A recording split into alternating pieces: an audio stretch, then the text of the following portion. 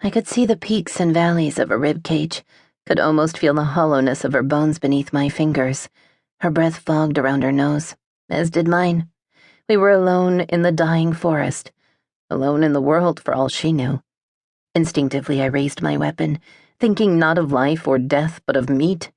Meat that would taste gamey and fresh, not tinned. It made my tongue thicken with desire. Perhaps the wind shifted or the ashy snow crunched under my feet, or maybe she just sensed me there, another heart beating in a blackening world. She turned, the ropey muscles in her legs bunching and releasing, and one eye rolled nervously. Across the dim expanse of ice and snow, we examined each other. Her eyes were dark, thick lashes dusted with a white-gray frosting, large ears angled forward alertly. She was clearly starving, each rib visible beneath the thick caramel coat. Turning away, she dismissed me as no threat. Her short white tail and bony rump disappeared into the deeper shadows of the trees, and I watched, my hands trembling on cold steel. I dropped my weapon with something close to relief. Snow crunched softly behind me, followed by the familiar shuffle, scrape of someone whose leg had healed badly. Ryanne. Josh's gloved fingers found their way under my scarf and brushed the back of my neck, causing my bare skin to prickle with a different kind of desire. How long have you been here? I asked hoarsely, not turning to look. Long enough. I should have killed her. Killing's not your thing. No? Tell that to the millions of people buried under the snow. Josh inhaled sharply. Without looking, I knew his eyes would be pinched with pain, his lips closed over words of denial he couldn't speak.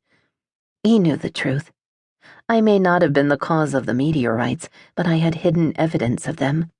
Unknowingly, of course, though I doubted that mattered to those swept out to sea by ocean impact tsunamis, or those who had been close enough to an impactor to be incinerated, or those who survived only to freeze or starve to death. I was even responsible for the deer I hadn't had the guts to shoot. It would have been a mercy. She's starving.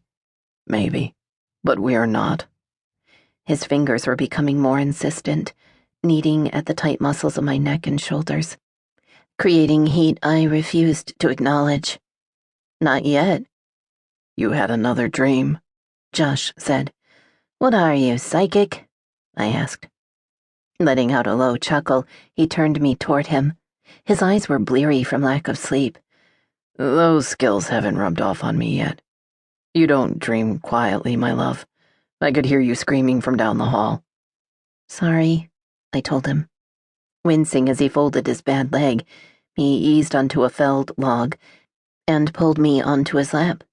I sat willingly, snuggling up against his heat and letting it soothe my aching bones. There was no need to ask his forgiveness. In his mind, I fell squarely into the camp of victim rather than perpetrator. My eyes pricked with tears of gratitude. Josh had spent 2 decades of his life searching for me, the little girl kidnapped during his first year on the force.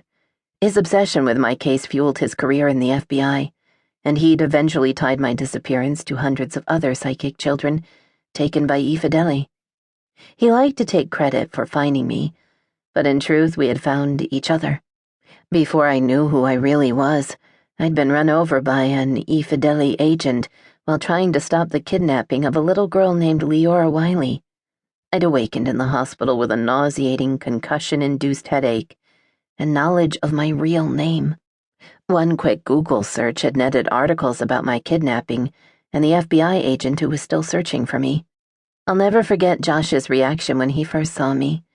He'd laughed and wept in equal measure, a man completely unhinged by my existence.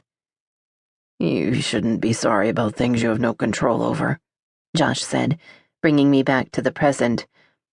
But if you feel like making it up to me...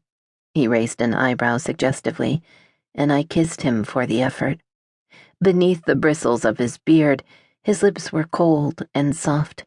He tasted of tea and dried apricots. Want to tell me about your dream? He asked. I shook my head. It didn't make any sense. Do they ever?